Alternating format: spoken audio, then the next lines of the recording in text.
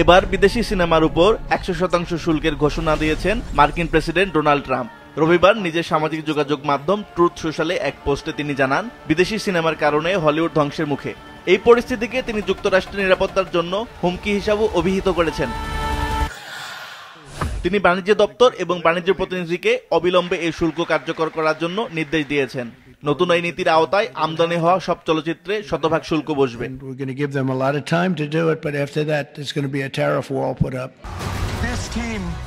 ট্রাম্পের এই সিদ্ধান্ত মার্কিন চলচ্চিত্র শিল্পে বড় ধরনের পরিবর্তনে ইঙ্গিত দিচ্ছে।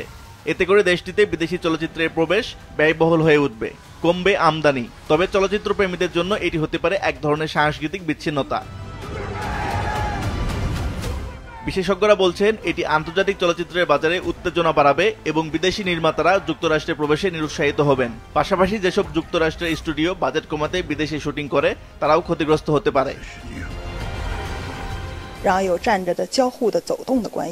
চীনের সাথে ট্রাম্পের চলমান বাণিজ্য দ্বন্দ্বের প্রেক্ষাপটেই এই পদক্ষেপ নেওয়া হয়েছে বলে মনে করেন বিশ্লেষকরা।